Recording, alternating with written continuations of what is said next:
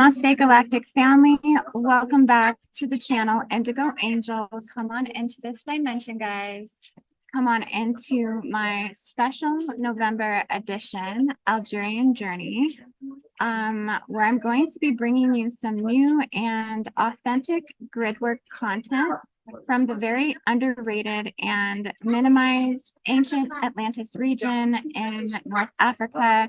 You guys know I've been talking about this for some time and preparing you with all of the information about the Berber mythology and the ancient Amaziles, which I do believe are the true inherent bloodline of the Atlantean civilization and culture, which is still very much prevalent today. And currently I'm sitting in a cafe, a restaurant, here in the downtown city of Tebessa. So I do have a lot of people around me right now. There's also little kids sitting around me, and they're just making a lot of noise. So you guys will just have to kind of hang in there as I record this update. As you guys know, I've done this before, traveling to other cities where I've tried to get my updates put together for you guys and have to kind of record them in crazy places and just put all of the stuff together for you guys while I'm filming on the road.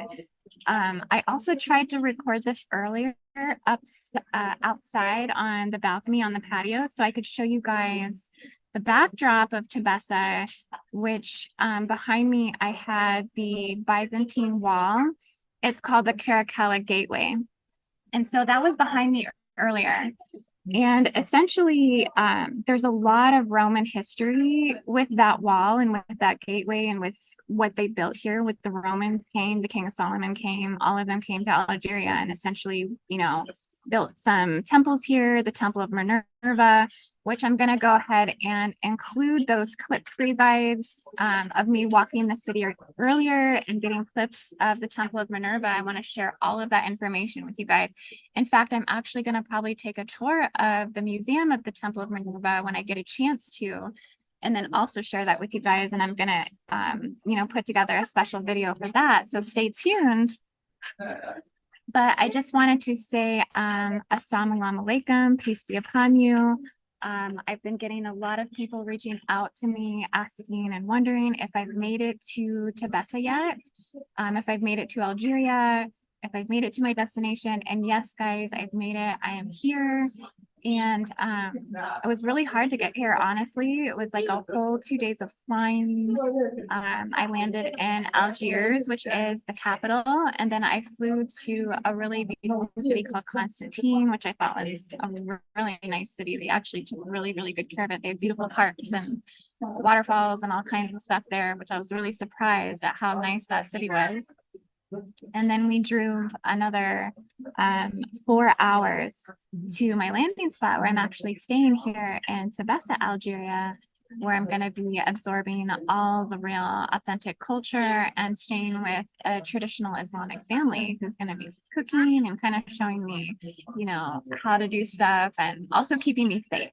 That was another thing that you guys were worried about, was like, am I safe? And yes, guys, I'm super safe. I'm so safe to the point that it actually was really hard to film this video because finding the right spot, finding the right place to shoot things, like I have to have a lot of help with everything. I can't just go off and do anything on my own.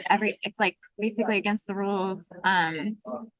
And I even have to wear the hijab to stay more inconspicuous because I don't want to cause a lot of scene to me here filming and doing YouTube and stuff because I guess it's just really out of the cultural norm here. So yeah, guys, it's been really interesting. And on top of that, I'm having to film in front of all kinds of people that are just watching me film. So I mean, it's definitely, it's a different vibe. It's a different vibe. Hey guys, so I am in Tebessa, Algeria, and I'm standing on a Roman wall that was built way before the Ottoman Empire came here. And basically it's like a surrounding wall that just kind of encapsulates the entire city, or the major parts of the city that the Romans were. So let's take a walk and check out what this wall looks like. It's pretty old and it's really cool. Okay guys, I'm stepping down these steep stairs, trying not to fall on my butt. And basically I'm holding on to the rock side of the wall because the railing side is super flimsy. Like nobody's keeping up on this railing. It, like, if you try to even lean on it, you're basically going to fall off the rock wall. So it is not safe to hold onto that railing. But I'm trying to look through these rocks right now. I'm trying to find out what's going on the other side. I'm trying to figure out what they were trying to separate, you know, what they were trying to do by building this massive wall, which honestly, I'll be straight up with you guys. This wall reminds me of the wall at the Vatican. You know how they got Vatican City all encapsulated in that giant wall. It's kind of like they was trying to do the same thing here in Tebessa, Algeria. So really crazy to me. Clearly there is a portal running from Rome down to Tebessa. And, you know, there's a lot of Roman archaic and architectural symbolism down here. They even have a temple of Minerva that I'm about to show you. But yeah, this timeless beauty arch of Caracalla in Algeria dates back to the 3rd century AD. This Roman triumphal arch stands as a testament to the grandeur and power of Emperor Caracalla. The ruins captured in sepia stones evoke a sense of nostalgia and mystery. So I'll be honest with you, that is real. When you're on this wall, you can feel that. The arch is framed by crumbling stone walls, revealing its ancient origins amidst a backdrop of Tebessa's rugged landscape. Intricate details of the arch's architecture are highlighted by delicate columns and an imposing stairway leading towards its majestic peak. When the Romans pick, a town or a city to build their village or their town, they choose two things. They choose the altitude, so it's like it has to be high or at least surrounded by mountains. So it's like for security purposes, wars back the day, so that they're always prepared. If you see here, you have a view. Like now it's like, modern city, they build everything so it's kind of higher, but back the days this used to be higher, so you can see all around the city. And they have the other the other place where I told you that they used to do the pilgrimage. And the other thing is because the city is known rich, it's water too. So we have like natural water. Maybe we'll take you later to the mountain side where you can see The springs. That would be great. That would be coming. So that's why the Romans chose the city, and also because of its location, because we are in the Tunisian borders, and like across Tunisia too, like the closest cities or the towns closest to the borders, they also have similar like gates, like walls over there, but they were built by the Romans. So why do you think the Romans left? Like, what was it that they left this place, but left this architecture behind? They lost. They lost a war? Yeah, there were like a lot of wars with the local people, like because when they came in, the land wasn't just empty, it wasn't just free. There was like people that they were like from the land, they're like when you think about America, like the USA back in the days, it was like American Indians, and that's how everybody started migrating to the USA. Then they're like the origin people that they fought for their lands and everything. And we have a lot of fighters. Numidia, Al-Kahina.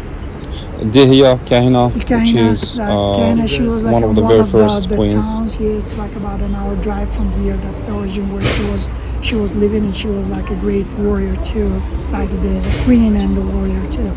So she gave them a hell of a time. She was like right before Ottomana as well. Okay. So she lived both this times. Is all after Tinhinan. All that happened after Tinhinan. 3rd and 4th century. Yeah. BCE. That's way after. Okay. But I'm also going to be touching up more on my Arabic now that I'm actually going to get to use it. Because I barely know enough to survive. I think I know the basics. I can say please, I can say thank you, I can say no. I definitely need an interpreter at this point. So Google Translator is starting to come in handy. But I remember this all so well from Egypt, like how crazy the language barrier was and how much that was like definitely an issue with trying to get things I needed and getting to places. So again, I'm just really happy that I'm here with some people that are taking good care of me. But overall, Algeria is like an interesting dialect blend of French and Arabic mixture. And it's kind of like the style and the pronunciation of it changes from place to place and city to city, but you can always hear the French tones through the rigorous sounds of the Arabic. So it's kind of really different. It's really fascinating to listen to. Maybe some of you have heard this before. If you have, just drop it down in the comments, let me know. But it would be really cool to actually be able to speak it someday. Some of the people here even speak kind of like a native Amazigh Berber tongue mixed with the Arabic and French. And I don't think even like the modern minded Algerians have any reference for that language. So honestly, I think overall what's here is just like a mixture of different dialects and variations of the language, multiple variations as the base language, and everything is kind of different from place to place. So the same Arabic that you use here wouldn't be spoken in Egypt. And if you spoke Algerian Arabic in Egypt, they basically wouldn't understand you. If you spoke a varying dialect from other North African regions, such as Morocco's Arabic, it would be different from Algeria's, and it would be different from like Tunisia's or Libya's. And so it's all different. They all have different like variations of it. So if you're trying to learn the language, trust me, like I think you just have to like stick with one country and try to figure that out, because otherwise you're going to be completely lost, which I've been completely lost. But so why French, you guys may wonder? Like that was one thing that kind of puzzled me when I started to connecting with people from Algeria, was like, how did French get in the mixture of y'all's history? So I guess Algeria was colonized and departmentalized by the French in the 19th century, and by 1954, around millions of Algerians of European origin lived in the settler colony. Following a 7.5-year war against France, Algeria officially became independent in 1962. However, decades later, France continues to be tied to its colonial past through the communities who left the new nation for the metropole. So that's why France is basically intertwined, is they were here for about a century, according to Algerians, terrorizing Algerians, native Algerians.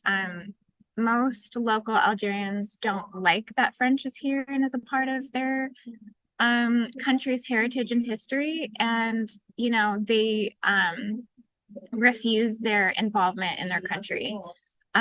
So basically this is kind of like a baby country of independence from France, and in which also seems to be about 10 years behind other countries in the region in terms of embracing tourists and tourism, meaning that there's very minimal speaking English people and accommodation definitely to those from the Western world. Like me being here is a big deal.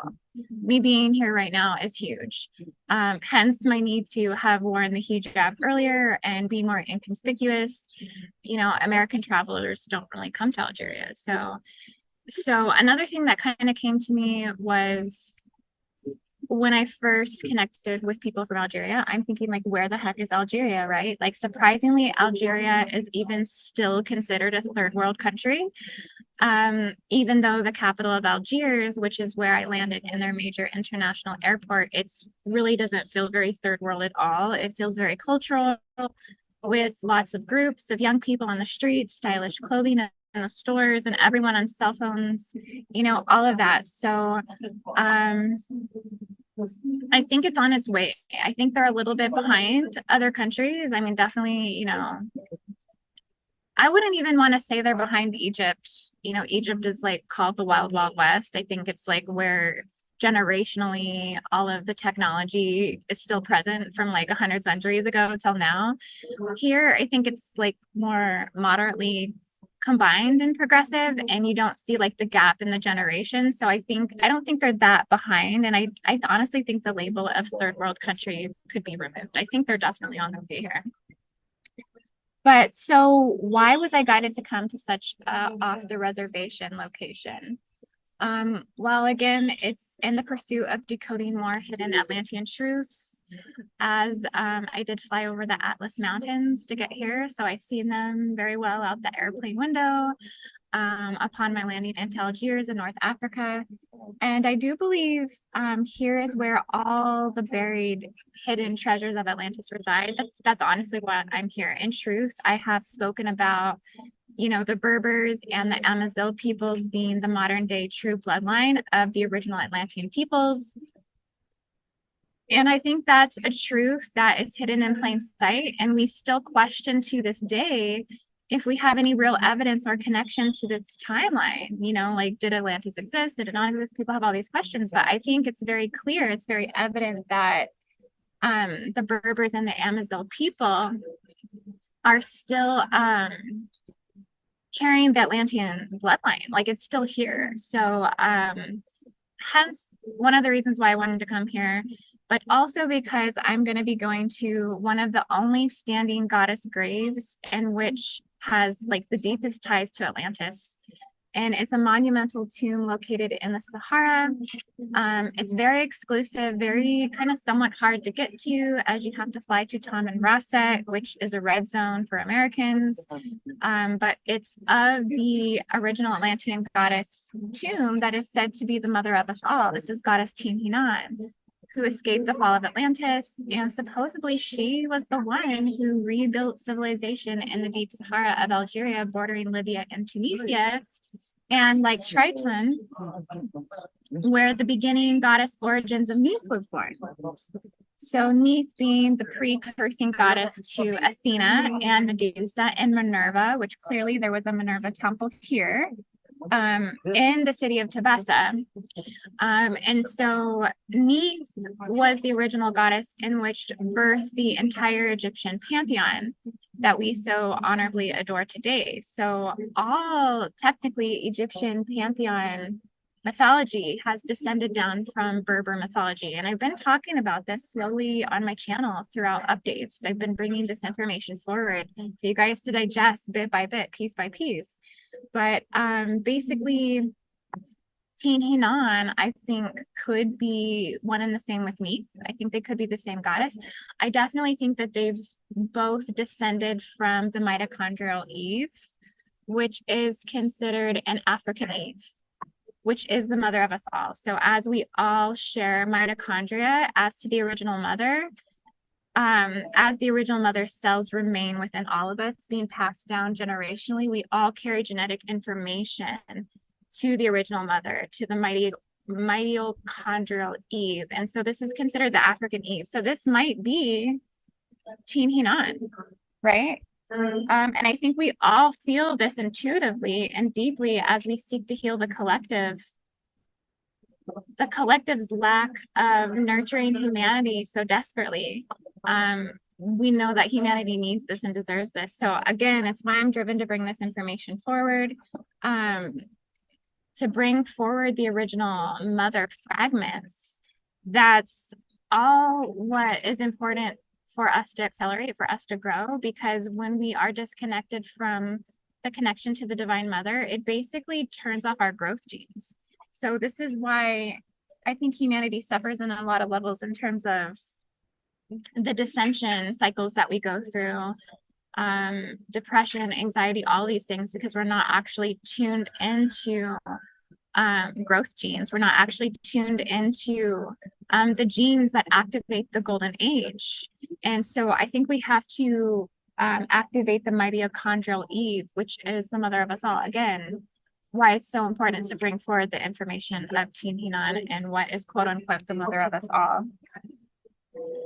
So yeah, I think that Tin-Hinan is sharing very similar energies with the qualities of Neith. And again, they could be posing as the same goddess. Was Tin-Hinan Neith, or, you know, were they one and the same? I think there's a lot of evidence that supports this. And I do think that this could bring a whole new meaning if we could actually decode this fully in terms of the ending of Atlantis and the beginning of our world as we know it. That's lying hidden in the Sahara. in Algeria, all of the hidden treasures in Algeria. But essentially, I just want to say thank you again to everyone who's donated to this trip, especially Cheryl Martin. Thank you so much for your generosity. You've been amazing, just really supporting this 100%. And I want to also say thank you to Elizabeth Arnold, who just sent a donation in last night. And you also recommended a book for me called The Eight by Catherine Neville, where she says the main character travels to Algeria on a quest. So this may be something for everyone to check out and look into, this book. And I'm going to be continuing to also work, you guys, while I'm traveling, trying to fill my schedule as much as possible so that way I can financially support this research. So booking sessions with me at this time means so much. I just wanted to let you guys know that I do have openings for sessions available the morning of the 9th and also the 10th this week. So you can get in with me right away. I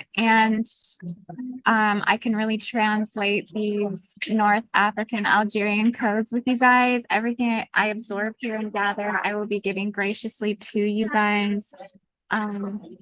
You can also support this trip and this work by signing up for my Gridwork Facilitator 2 course, where we're going to focus on extended gridwork functions from the first course. And I'm hoping to bring in a deep dive on the Atlantean grids. So, I mean, all the research that we're doing here in Algeria, all of the grid level stuff that we're researching, it's all going to be included in the next coursework, you know, because we keep upgrading, we keep getting more information, defining the grid work from all of the levels of the light matrices and the proving matter, all the way to the new and different locations that we discover, all the way to the beast machine mechanics and everything that I have decoded according to all of my study deep dives and travels, bringing in new and fresh information for you grid workers. Okay, you guys. So, and no, you don't have to have taken the Gridwork Facilitator 1 course prior. And it may help you if you do that, but I think you can just roll into the new information. It's not necessary or required, and all the studies can pick up where they left off and integrate the new information while going back later to your convenience of learning Gridwork Facilitator 1. And I'm going to have a special discount if you want to sign up for 1 and also 2 as well. So I'll do a discount if you book both courses if you haven't already taken Gridwork Facilitator 1. But ultimately, guys, my travels down to Tamanrasset, which is where we're going to be filming the Teen Hinan artistic piece, that's not going to be until the 3rd week of November. So in the meantime, I'm going to be, you know, gathering all of the information, working on literature, working on the artistic linguistic pieces that go to it to share with you guys. And so yeah. And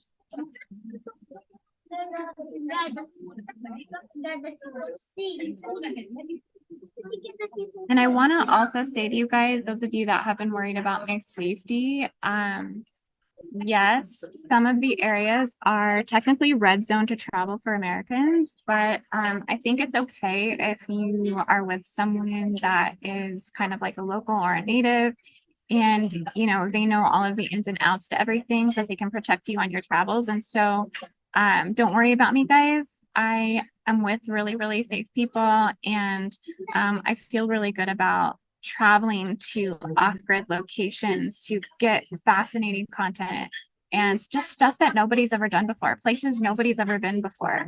You know, getting Teen Hinan gravesite content will be something that will be so epic. So just know that we're gonna be also clearing the locking seals down there, because technically that's what that is. Like, so if an area is red zone or people can't go and visit, it's a seal, it's a blockage. So energetically, we're going to be working to clear all of that, just to try to bring forward more of this mythical and magical ancient path that I think has to be heard and restored for us to fully kind of know what we're dealing with when it comes to Atlantis. We're all providing pieces of the puzzle, right?